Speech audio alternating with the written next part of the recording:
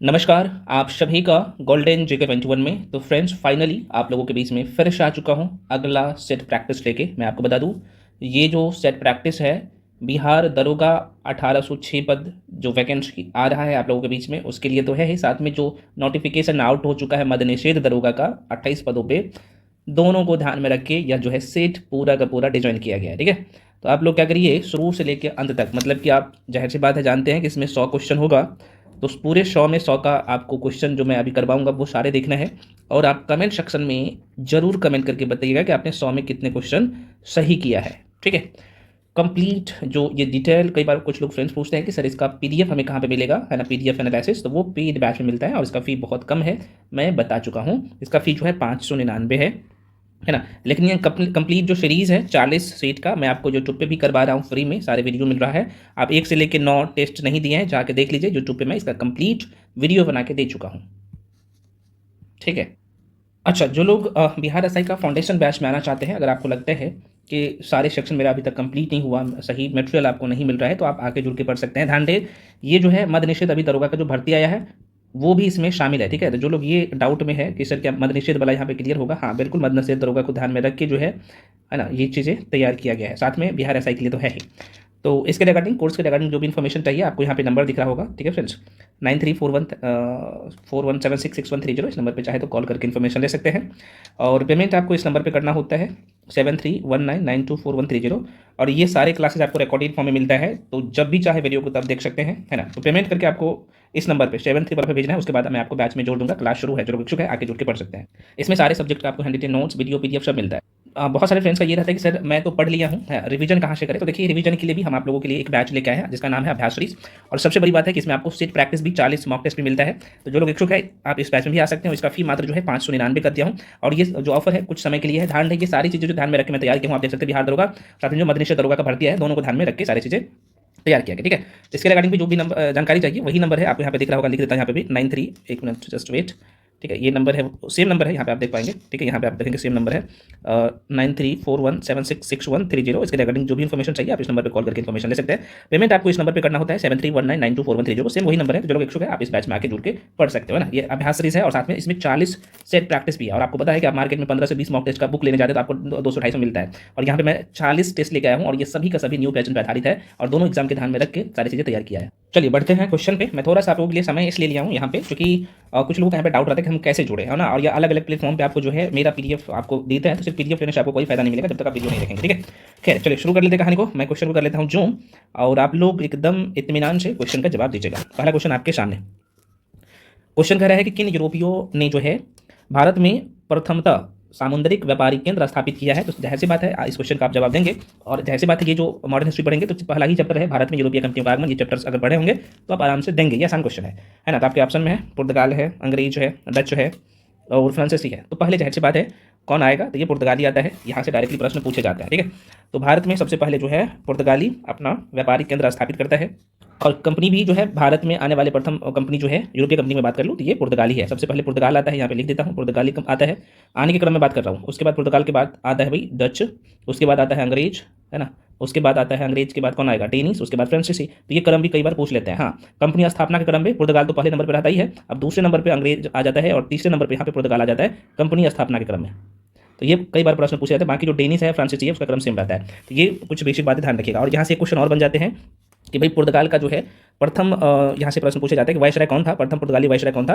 तो आप जरूर नाम सुने होंगे, फ्रांसिस्को द अल्मीडा का नाम, है ना। और इन्होंने जो है 1509 ईस्वी में द्वीप पर अधिकार किया था। तो बहुत इंपॉर्टेंट पॉइंट था, सभी का सभी माइंड में आप लोग रखिएगा। ठीक है फ्रेंड्स, चलिए बढ़ जाते हैं अगले क्वेश्चन पे, है ना। मैं थोड़ा सा क्वेश्चन फास्ट में करवाऊंगा। क्वेश्चन नंबर दूसरा है आपके सामने। क्वेश्चन कह रहा है कि इलाहाबाद के संधि के बाद जो है रॉबर्ट क्लाइव ने मुर्शिदाबाद का उप दीवान किसे नियुक्त किया था। Very very important modern history का क्वेश्चन। बंगाल वाला चैप्टर आपने पढ़ा होगा तो जवाब आप जरूर देंगे, है ना।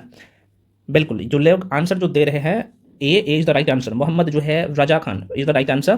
ध्यान रखिएगा, देखिए यहाँ से क्वेश्चन और बन जाते हैं कि भाई इलाहाबाद की संधि कब हुआ था, है ना। तो ये ध्यान रखिएगा 16 अगस्त कब, तो है ना 1765 ईस्वी में इलाहाबाद की दूसरी संधि हुई थी। मैं फिर से कर रहा हूँ, इलाहाबाद की दूसरी संधि। ठीक है, और यहाँ से प्रश्न पूछे जाते हैं। तो यहाँ पे जो इलाहाबाद की संधि के बाद क्या हुआ कि भाई ये जो लॉर्ड क्लाइव महोदय थे वो मुर्शिदाबाद का जो है उपदीवान किसने नियुक्त किया था, तो मोहम्मद रजा खान को। ध्यान रखिए, है ना। मैं फिर से कर रहा हूँ, इसका पीडीएफ डिटेल एनालिसिस वाला वो आपको पेड बैच में मिलता है, पेड ग्रुप में मिलता है, जो लोग इच्छुक है तो आप ज्वाइन कर सकते हैं बैच।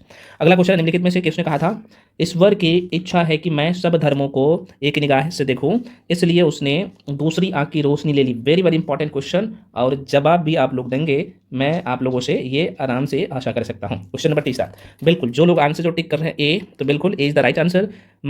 राजा जो है रंजीत सिंह, है ना।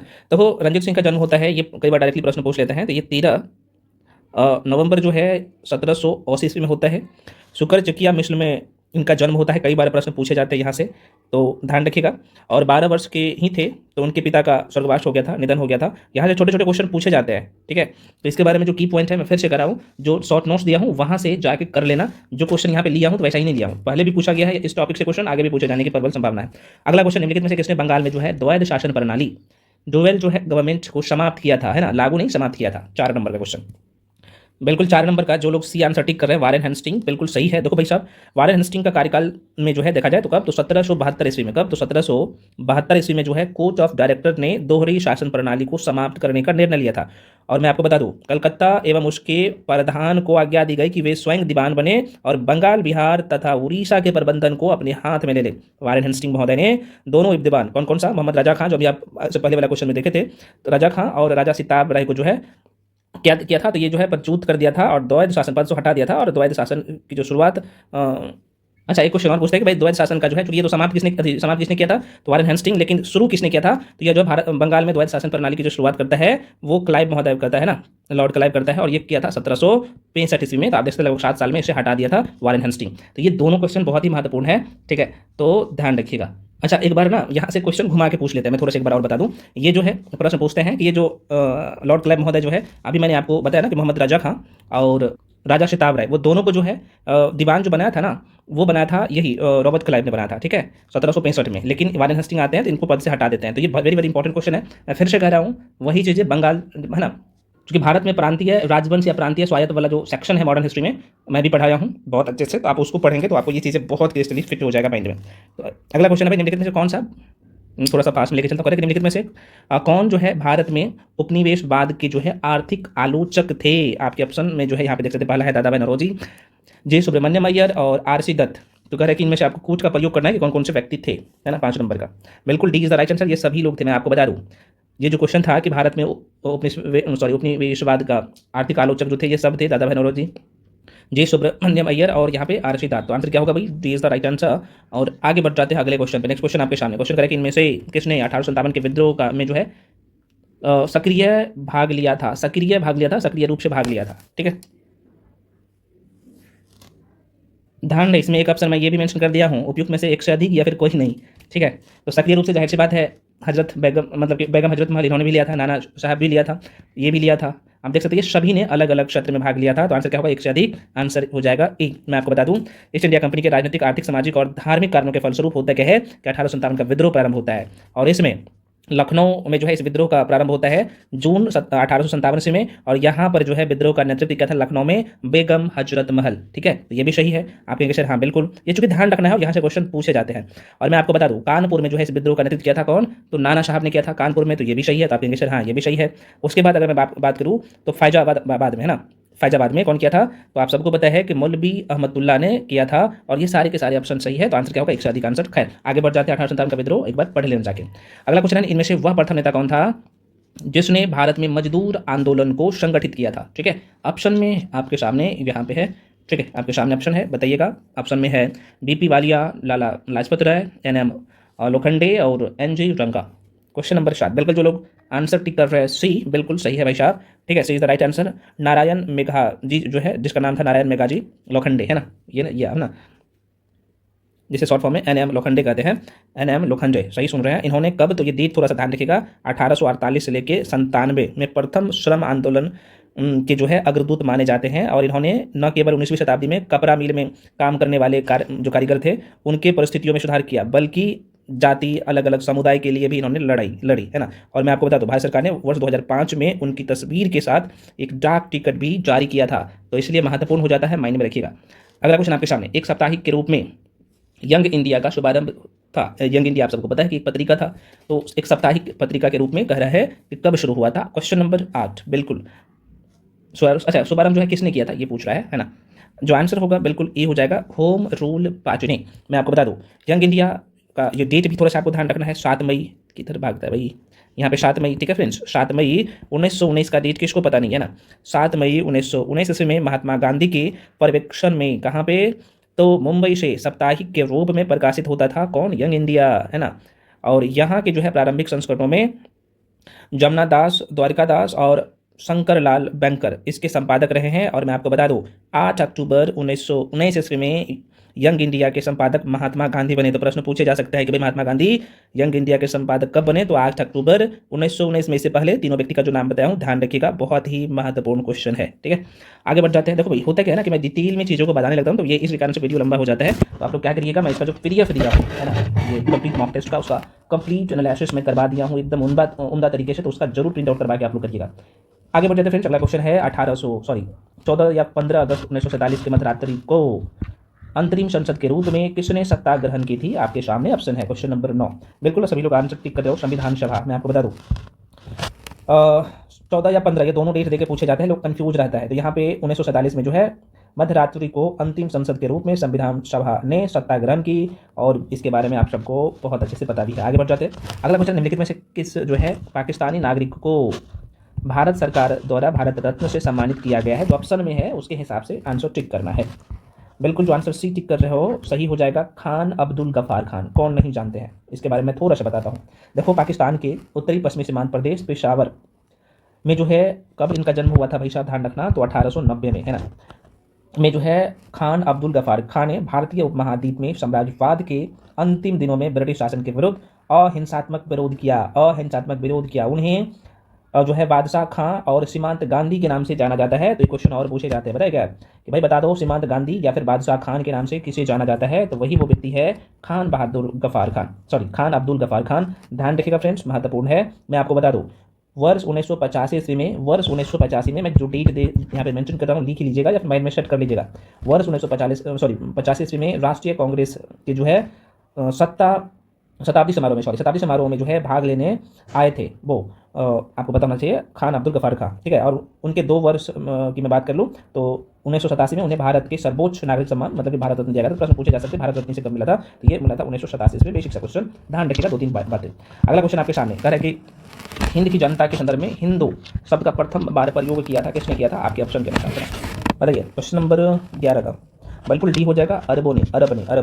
अगला क्वेश्चन आपके सामने करेगा अलाउद्दीन खिलजी के आक्रमण के समय देवगिरी का शासन कौन था, 12 का बताइए। बिल्कुल आंसर हो जाएगा रामचंद्र देव थे देवगिरी का शासक, ठीक है। अगला क्वेश्चन आपके सामने अलाउद्दीन खिलजी के जो है निम्न सेनाध्यक्षों में कौन सा जो है तुगलक वंश का प्रथम सुल्तान बना था। और मैं आपको बता दूं दिल्ली सल्तनत में हम लोग गुलाम वंश, खिलजी वंश, तुगलक वंश, सैयद वंश, लोधी वंश, और ये जो 5 वंश हम लोग दिल्ली सल्तनत में पढ़ते हैं। और ट्रिक भी मैं आपको बता दिया हूँ कि सबसे पहले गुलाम वंश आता है, उसके बाद खिलजी, उसके बाद तुगलक, सैयद, उसके बाद लोधी वंश, है ना।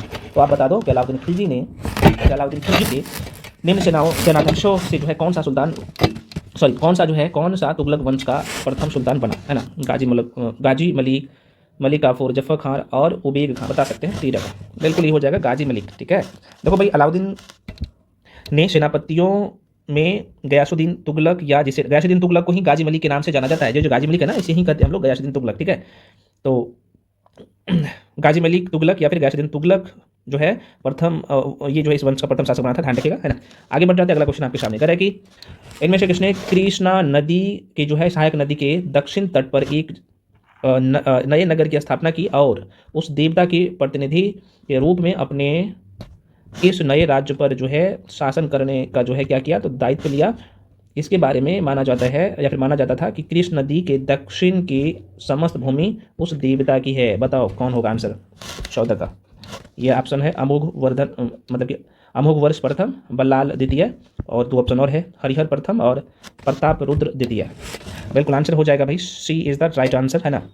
आंसर क्या हो जाएगा, हरिहर प्रथम ने कृष्ण नदी की सहायक नदी जिसे तुंगभद्रा नदी कहते हैं ना, कृष्णा नदी की सहायक नदी था तुंगभद्रा नदी, है ना, उसके दक्षिण तट पर जो है एक नए नगर का कौन सा, तो विजयनगर साम्राज्य की स्थापना की और उस देवता के प्रतिनिधि के रूप में अपने इस नए राज्य पर जो है शासन करने का दायित्व लिया, जिसके बारे में माना जाता है कि कृष्ण नदी के दक्षिण की समस्त उस भूमि उस देवता मतलब कि भगवान विरूपाक्ष के नाम से वो जाना जाता था, तो उनकी है। वेरी वेरी इंपॉर्टेंट है और ये सारे क्वेश्चन आपको हर जगह नहीं मिलेगा। अगला क्वेश्चन है, अलाई का दरवाजा का निर्माण किस सुल्तान ने करवाया था?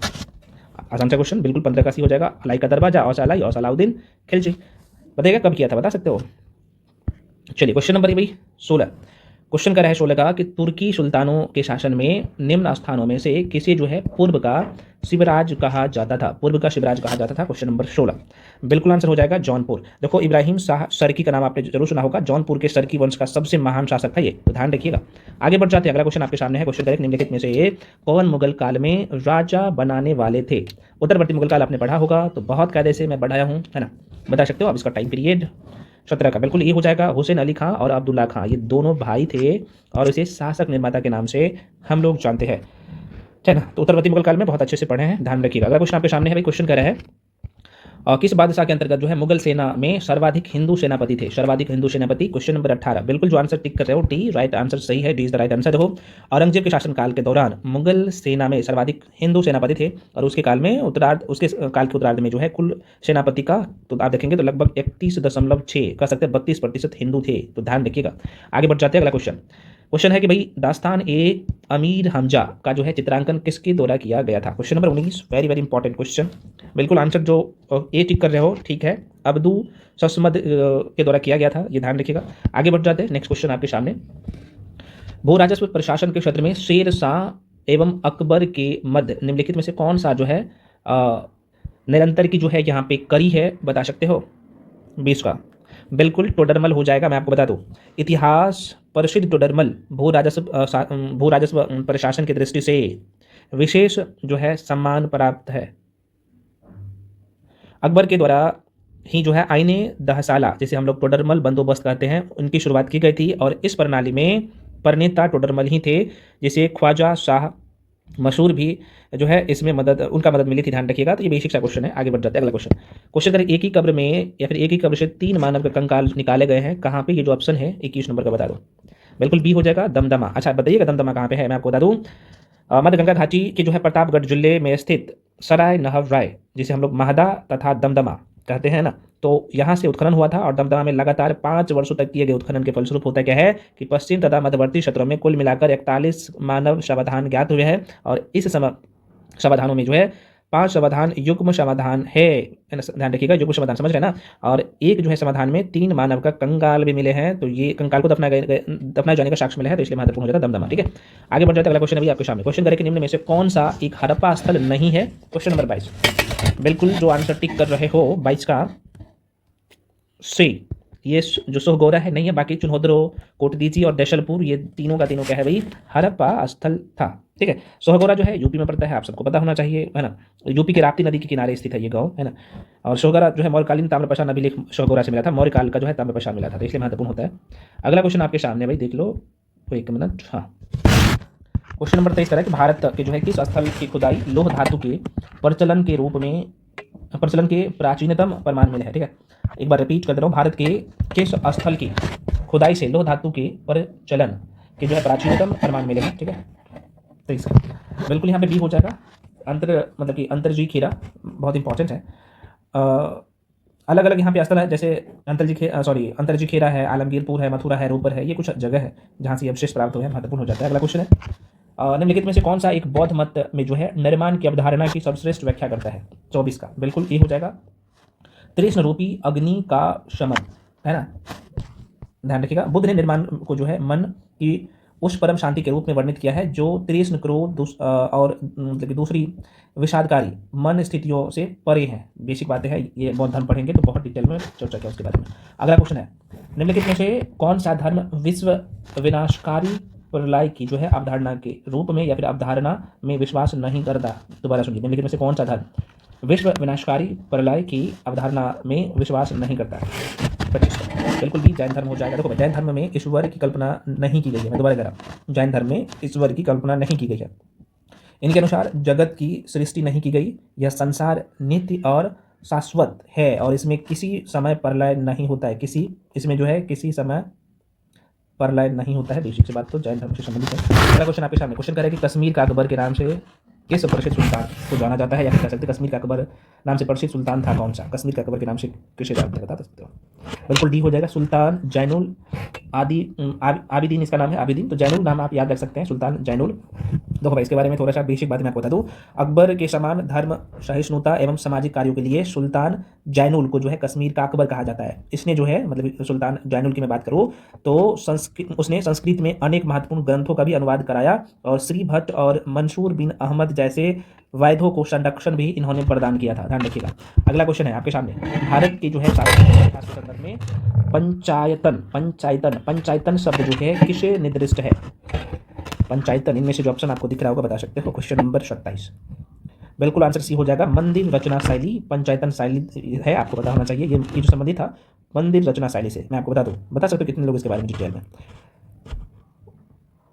कमेंट सेक्शन में बताइएगा। अगला क्वेश्चन आपके सामने है, वही क्वेश्चन है कि निम्नलिखित में से कौन सा एक जो है काकतीय राज्य में अति महत्वपूर्ण समुद्र पतन था, मतलब कि समुद्री बंदरगाह। पतन का मतलब बंदरगाह होता है, ठीक है, बंदरगाह होता है भाई।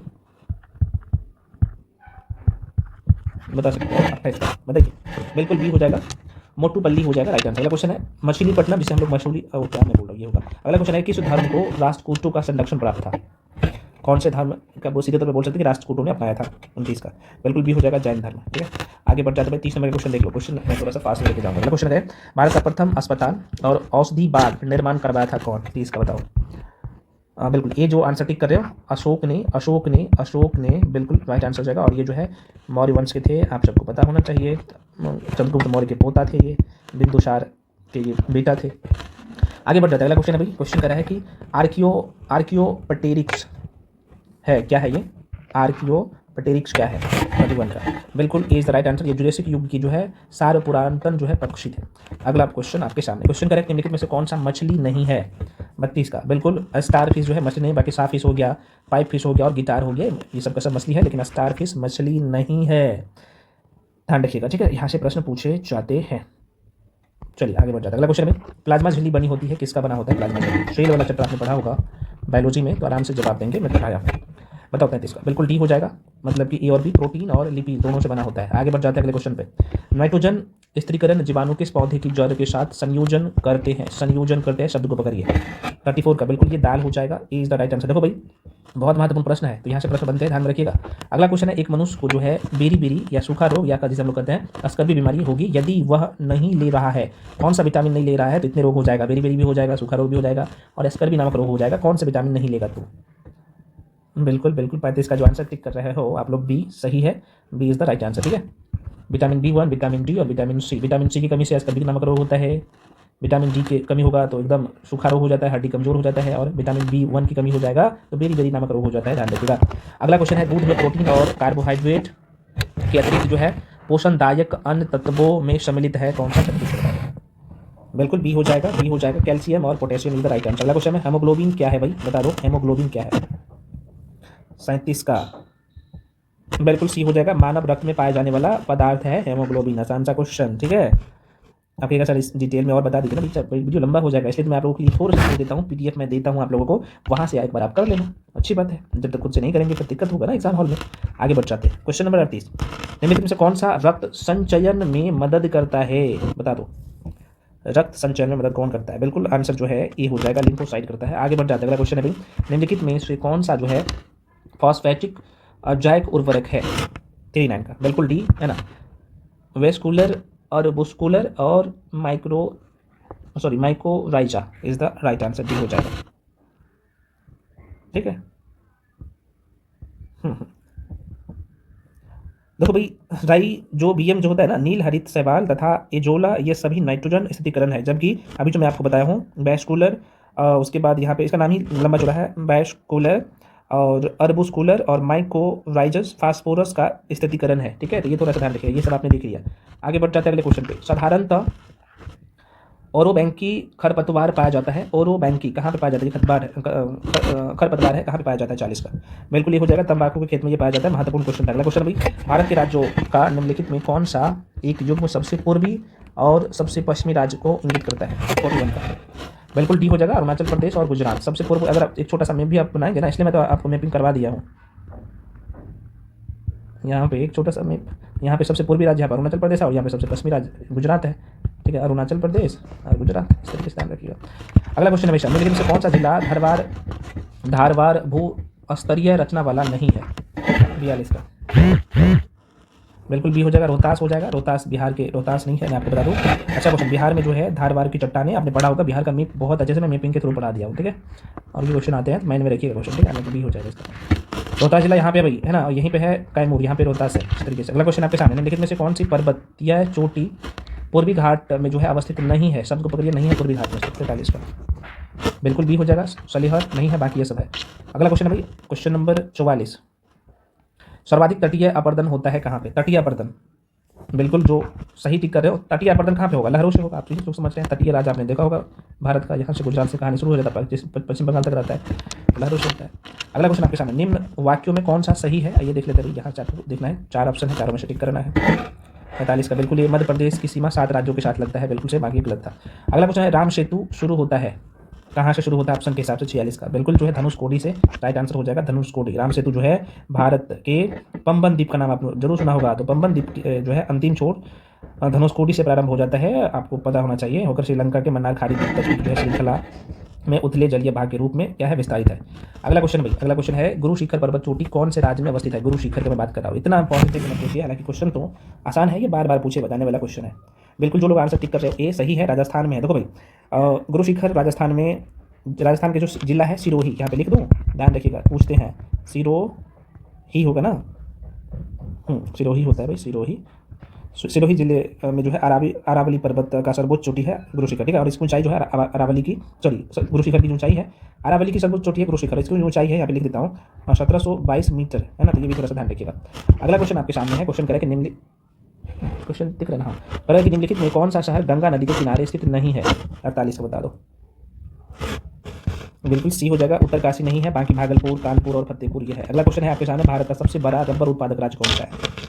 बिल्कुल सी, जो आप लोग केरल टिक कर रहे हो भाई सब ठीक है ना, Kerala is the right answer.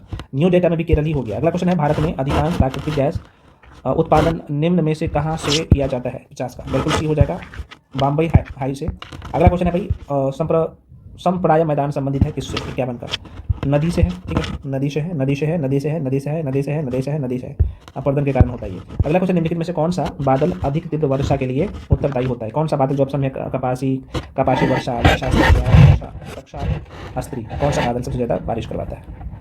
52 का बिल्कुल, यहाँ पे जो लोग बीच कर रहे हो कपासी वर्षा, ध्यान रहे, कपासी वर्षा बादल अधिक विस्तृत तथा गहरे बादल होते हैं क्योंकि इनकी ऊर्ध्वाधर ऊंचाई अधिक होती है और इनके साथ वर्षा, ओला, मतलब जिसे हम लोग पत्थर गिरना, ये सब चीज़ होता है, इसलिए आंसर क्या होगा?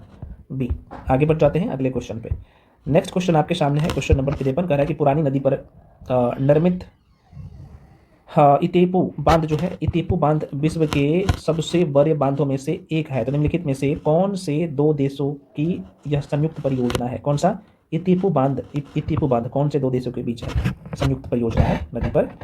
53 का जो लोग सी टिक कर रहे हो, ब्राजील और प्राग्वे, आंसर ये सही हो जाएगा। ठीक है, देखिए ब्राजील और प्राग्वे मतलब कि दोनों दक्षिणी अमेरिका देश का नाम आपने जरूर सुना होगा, कि सीमा पर जो है प्रवाहित पराना नदी, क्या हो रहा है सब बताओ, पराना नदी कौन सा नदी? तो पराना, नाम दोबारा सुन लीजिए, पराना नदी पर ब्राजील के जो है इतेपू, ब्राजील में जगह ही है, इतेपू नामक स्थल पर निर्मित इतेपो है बांध ब्राजील और प्राग्वे की संयुक्त परियोजना है, ध्यान रखिएगा। अगला क्वेश्चन आपके सामने, क्वेश्चन है, निम्नलिखित में कौन सी विश्व की दूसरी सबसे गहरी तथा सबसे लंबी झील है? गहरी और लंबी दोनों बात कर रहा है।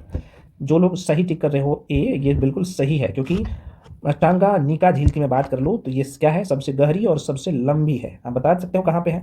तो टांगानिका झील विश्व की सबसे दूसरी, क्योंकि ऑप्शन के हिसाब से आपको टिक करना था, तो विश्व की सबसे दूसरी गहरी झील, और मैं आपको बता दूं यह जो है कितना, तो 1470 मीटर है, और इसके अलावा यह विश्व की सबसे लंबी ताजे पानी का झील है, ध्यान रखिएगा, यहाँ से प्रश्न पूछे जाते हैं। चलो भाई अगले क्वेश्चन बढ़ते हैं। अगला क्वेश्चन है भाई, जिम्बाब्वे पहले जाना जाता था किस नाम से? 55 का बिल्कुल ये हो जाएगा, दक्षिण रोडियासा। अगला क्वेश्चन आपके सामने भाई, क्वेश्चन कह रहा है कि राष्ट्रपति का अध्यादेश निर्गत करने की शक्ति प्रेरित है कौन से अधिनियम के साथ? राष्ट्रपति अध्यादेश जारी करते हैं ना भाई। क्वेश्चन नंबर 56 बिल्कुल बी हो जाएगा, भारत सरकार अधिनियम 1935 के तहत, ध्यान रखिएगा। क्वेश्चन नंबर 56 का बात कर रहा हूँ, और आर्टिकल कौन से 123 के तहत राष्ट्रपति अध्यादेश जारी करता है, आपको पता होना चाहिए। अगला क्वेश्चन है भाई, नेक्स्ट क्वेश्चन, 1 मिनट। भारत सरकार के प्रधानमंत्रियों, एक बार पुनः रिपीट कर रहा हूँ, भारत के प्रधानमंत्रियों में से अपने कार्यकाल में जो है संसद में कभी भी उपस्थित नहीं हुआ। बहुत अच्छा क्वेश्चन है यार ना, 57 का। बताइए, संसद में कभी नहीं उपस्थित हुआ था। बताइए आंसर। संसद में कभी उपस्थित नहीं हुआ था ये महोदय। जो लोग आंसर डी टिक कर रहे हो, चौधरी चरण Singh is the right answer, बिल्कुल है ना। इन्होंने 28 जुलाई 1979 सॉरी 89 ही होगा, 1979। उसके बाद 80 होता है, 79 होता है, 1979 से कब तक, तो ये जुलाई 1980। तो ये भारत के प्रधानमंत्री रहे थे, उन्हें पूरे कार्यकाल में लोकसभा की बैठक ही नहीं, इनके समय में मतलब कि जब उन्होंने रहा था तो लोकसभा का बैठक ही नहीं हुआ था ना। तो अब देखो ना, 28 जुलाई था ये, 28 जुलाई 1979 सॉरी से 1980 तक। तो ये जनवरी, ये था 14 जनवरी 1980 तक रहा था। तो इसके समय में लोकसभा में बैठक ही नहीं हुआ था, ठीक है, इस कारण से। तो थोड़ा सा ध्यान रखिएगा। आगे बढ़ जाते हैं, अगला क्वेश्चन आपके सामने। निम्नलिखित में से कौन सा एक प्रावधान भारतीय संविधान के अंतर्गत संसद के सदस्यों के विशेषाधिकार तथा उन्मुक्तियों को निर्धारित करता है? 5H का बिल्कुल बी हो जाएगा, अनुच्छेद 105। देखो भाई साहब, भारतीय संविधान के अनुच्छेद 105 संसद के सदनों की तथा उनके सदस्यों और समितियों की शक्तियों, विशेषाधिकार और अनुमुक्तियों का निर्धारण करता है, ठीक है। तो इसलिए महत्वपूर्ण हो जाता है। अगला क्वेश्चन है, मार्टिन मार्क्स द्वारा नौकरशाही का कितने प्रकार बताया गया है? 59 का बिल्कुल सी हो जाएगा, 4 है ना। मैं आपको बता दूं, बहुत इंपॉर्टेंट है। मार्टिन मार्क्स द्वारा नौकरशाही का 4 प्रकार बताया गया है। पहला जो था अभिभावक नौकरशाही, दूसरा जातीय नौकरशाही, तीसरा संरक्षक नौकरशाही और चौथा योग्यता नौकरशाही, ठीक है। तो ये थोड़ा सा माइंड में रखिएगा। चलिए बढ़ जाते हैं अगले क्वेश्चन पे। नेक्स्ट क्वेश्चन आपके सामने क्वेश्चन है, पंचायत निर्वाचन हेतु राज्य निर्वाचन आयुक्त नियुक्त किया जाएगा? 7 का बिल्कुल सी हो जाएगा, राज्य के राज्यपाल द्वारा। अगला क्वेश्चन, निम्नांकित किस वाद में सर्वोच्च न्यायालय ने पहली बार संसद की संविधान संशोधन शक्ति की जो है यहाँ पे सीमित किया था? बहुत अच्छा क्वेश्चन है, बताइए। 61 का बिल्कुल बी, जो सही टिक कर रहे हो, गोलकनाथ बनाम पंजाब राज्य, ठीक है। अगला क्वेश्चन है, भारत के संविधान के अनुच्छेद 371 ख में निम्न राज्य या राज्यों में से किसके लिए जो है विशेष उपबंध प्रावधानित है? ये 62 का बिल्कुल बी हो जाएगा, Assam is the right answer. अगला क्वेश्चन आपके सामने है, केंद्र सरकार तथा राज्यों के मध्य आर्थिक संबंधों की विवेचना की गई है? कौन से अनुच्छेद के तहत? केंद्र सरकार और राज्य की मैं बात कर रहा हूँ। बिल्कुल बी, जो लोग टिक कर रहे हो, 268 से 281 के अंतर्गत केंद्र सरकार तथा राज्यों के मध्य। नेक्स्ट क्वेश्चन आपके सामने, उच्चतम न्यायालय द्वारा आज तक की दूसरी सबसे बड़ी खंडपीठ किस केस में बनी? 64 का जो लोग बी टिक कर रहे हो, बी नहीं होगा भाई, गोलकनाथ बनाम केस में होगा, ठीक है। अगला क्वेश्चन आपके सामने, लोकसभा चुनाव का कोई प्रत्याशी अपनी जमानत खो देता है यदि उसे प्राप्त ना हो सके? लोकसभा चुनाव में अगर जमानत राशि आपका जब्त हो जाता है, जब आपको कितने मत का जो है, डाले गए मत का कितना हिस्सा नहीं मिलेगा, वो पूछ रहा है। 65 का बिल्कुल आंसर डी हो जाएगा। डी में क्या मतलब कि 1/6 हिस्सा, मतलब 6 में से 1 वोट आपको मिलना चाहिए, ठीक है। चलो आगे बढ़ जाता है। अगला क्वेश्चन है, लोकसभा चुनाव में यदि कोई प्रत्याशी वैध मतों का, इस शब्द को पकड़िएगा ना, यहाँ पे मैं कह रहा हूँ वैध मतों का वैध मतों का कितना, तो 1/6, 6 में से 1 मत आप नहीं प्राप्त करते तो आपकी जो जमानत राशि है वो जब्त हो जाता है, ये कह रहा है। अगला क्वेश्चन है, रासायनिक तत्व के अणु के संदर्भ में चुंबकीय क्वांटम संख्या का संबंध है? 66 का बिल्कुल ये हो जाएगा, अभिविन्यास से। चलो भाई नेक्स्ट क्वेश्चन पे बढ़ जाते हैं। अगला क्वेश्चन आपके सामने है, कह रहा है कि एक टीवी सेट को चलाने के लिए निम्नलिखित में से किस एक का टीवी रिमोट नियंत्रण इकाई द्वारा प्रयोग किया जाता है? ये आपके ऑप्शन में जो पूछ रहा है ना, वो कौन से किरणें के द्वारा, कौन से तरंगे के द्वारा, सॉरी, बिल्कुल डी हो जाएगा, रेडियो तरंगे के द्वारा। अगला क्वेश्चन आपके सामने, हवाओं की ऊर्जा होती है, हवाओं में कौन सा ऊर्जा होता है ये पूछ रहा है? बिल्कुल भी जो है केवल गतिज ऊर्जा, शब्द को पकड़िए, केवल गतिज ऊर्जा उसमें होता है। चलिए अगला क्वेश्चन आपके सामने, क्वेश्चन कह रहा है कि सर सीवी रमन को जो है भौतिकी का जो है नोबेल पुरस्कार प्राप्त हुआ था कब? 69 का बिल्कुल भी हो जाएगा, 1930 में हुआ था। Right answer is the 1930। अगला क्वेश्चन है, भाषा जिसे कंप्यूटर समझता है, जो भाषा कंप्यूटर समझता है वह निष्पादित करता है कहलाती है? कंप्यूटर की भाषा, जो कंप्यूटर जिस भाषा को समझता है ना, वो कह रहे क्या कहते हैं उसे? कौन सी भाषा होता है ये उसमें से, कंप्यूटर जो भाषा को समझता है? 70 का 70 का बिल्कुल भी हो जाएगा, जैसे हम लोग मशीनी भाषा कहते हैं उसे कंप्यूटर समझ सकता है। अगला क्वेश्चन है कि भाई सल्फर हेक्साफ्लोराइड अणु का आकार कौन सा होता है? बहुत अच्छा क्वेश्चन, 71 का बिल्कुल बी हो जाएगा, अष्टफल मतलब कि अष्टफल किया होता है। निम्नलिखित में से कौन सी एक उष्मा का इकाई नहीं है? 72 का बिल्कुल डी हो जाएगा, वाट हो जाएगा, बाकी है। अगला क्वेश्चन है, सबसे भारी प्राकृतिक जो तत्व है, प्राकृतिक तत्व कौन सा होगा? 73 का, तो बिल्कुल ए हो जाएगा, यूरेनियम हो जाएगा। आगे बढ़ जाते हैं, पानी का जो है आयनिक लवण का सुविलायक है क्योंकि? 74 का आप आंसर क्या होगा, बी हो जाएगा। उसका द्विध्रुव क्या है, तो आघूर्ण अधिक है। चलिए फ्रेंड्स आगे बढ़ जाते हैं। अगला क्वेश्चन है भाई, निम्नलिखित में से कौन सा सामान्य ताप पर जो है ठोस अवस्था में रहता है, 75 का। बिल्कुल सी हो जाएगा, आयोडीन हो जाएगा। नेक्स्ट क्वेश्चन है, धोयन सोडा का रासायनिक सूत्र क्या है। धोने का वाला जो सोडा है इसका रासायनिक सूत्र क्या है, ये पूछ रहा है।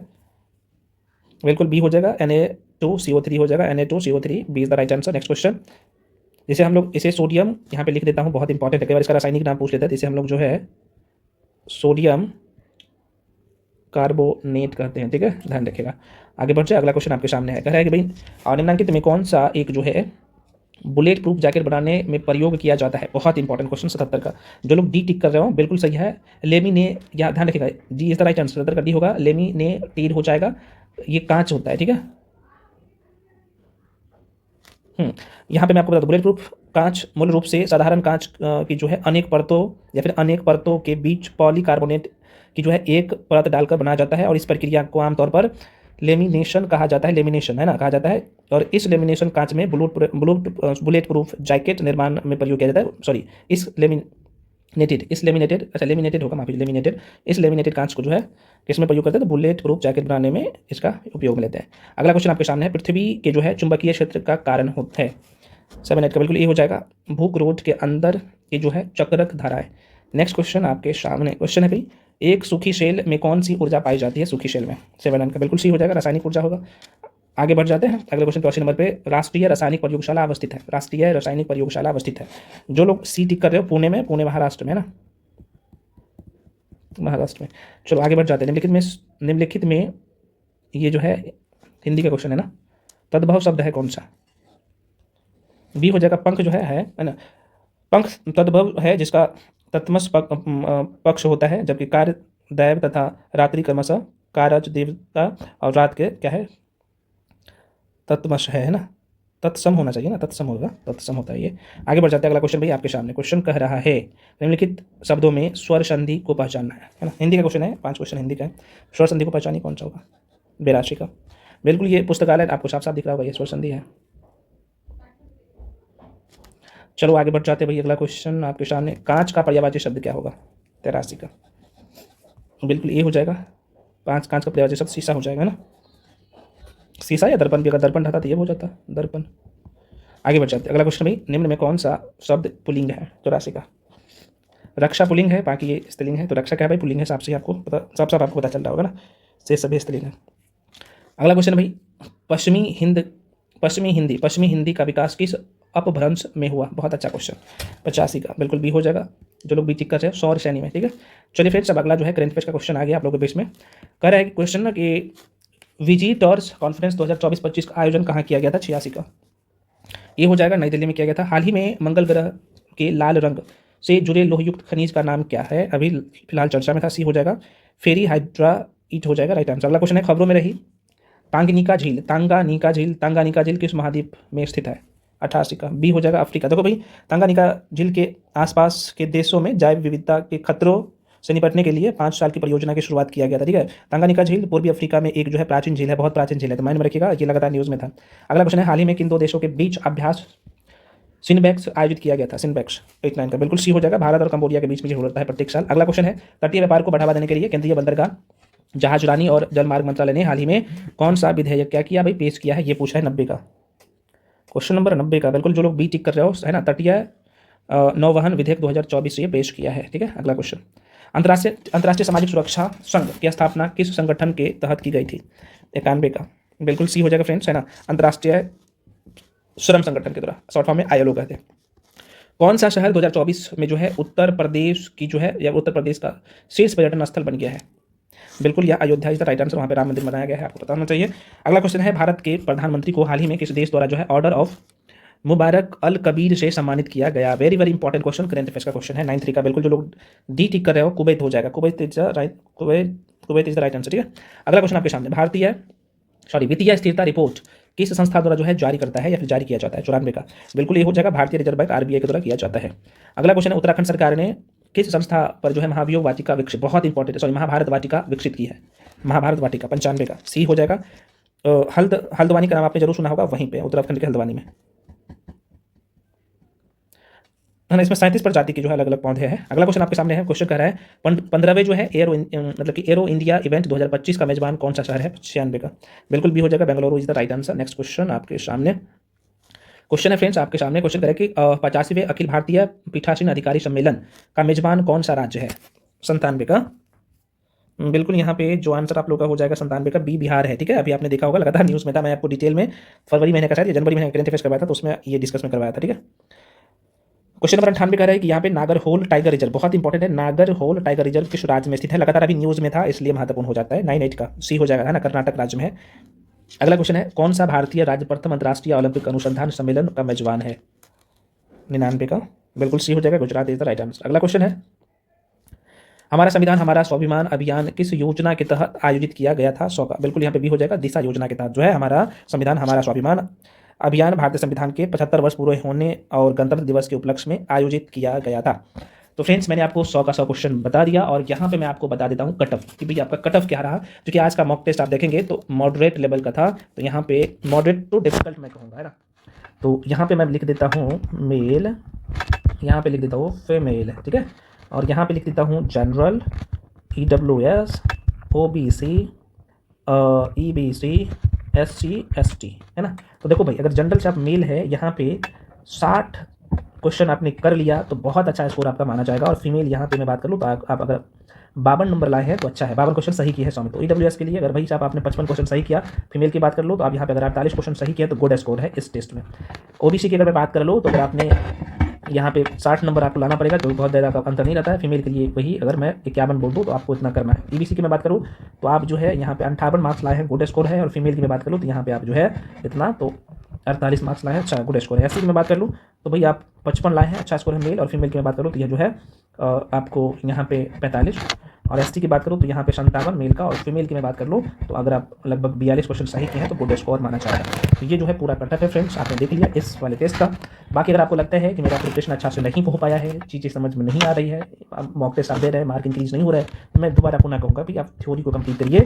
सोर्स तो आपको पता ही है, तो सिर्फ पढ़िए, जाके पढ़ना पड़ेगा। या फिर अगर आप लोग मेरे साथ जुड़ के पढ़ना चाहते हो, मैं आपको बता ही दिया हूँ, आप जुड़ के पढ़ सकते हो। मात्र जो है 1099 में तो मैं कंप्लीट कोर्स करवा देता हूँ बिहार दरोगा का, और क्वेश्चन उसके बाहर जाता ही नहीं है। ठीक है, तो मैं फिर से वही चीज़ है, जो लोग जुड़ना चाहते हैं तो टेलीग्राम ज्वाइन कर लीजिए। टेलीग्राम का नंबर इसी वीडियो के और डिस्क्रिप्शन बॉक्स में दे चुका हूँ, वहाँ से आप जाकर ज्वाइन कर सकते हैं। बाकी अगले टेस्ट जरूर दीजिएगा, सारे टेस्ट दीजिए, मैक्सिमम क्वेश्चन सेट से ही आपको देखने को मिलेगा। क्योंकि इसमें जो क्वेश्चन डिजाइन किया गया बहुत उम्दा तरीके से, ध्यान है इसका PDF सभी लोग क्या करिएगा, प्रिंट आउट करवा के और सारे क्वेश्चन को दोबारा फिर से लगाइएगा, है ना। और उसका जो यहाँ पे एक्सप्लेनेशन है, यहाँ पे जो मैं दिया हूँ देख सकते हैं, बहुत उम्दा तरीके से यार, उसे जरूर करना। साथ में करंट अफेयर्स का भी एक्सप्लेनेशन बहुत उम्दा तरीके से मैं आप लोगों को मेंशन कर दिया हूँ, है ना, ताकि किसी प्रकार का दिक्कत ना हो। तो फ्रेंड्स सभी लोग टेलीग्राम जाके ज्वाइन कर लीजिए, वहाँ पे सारे प्रोवाइड करवाता हूँ।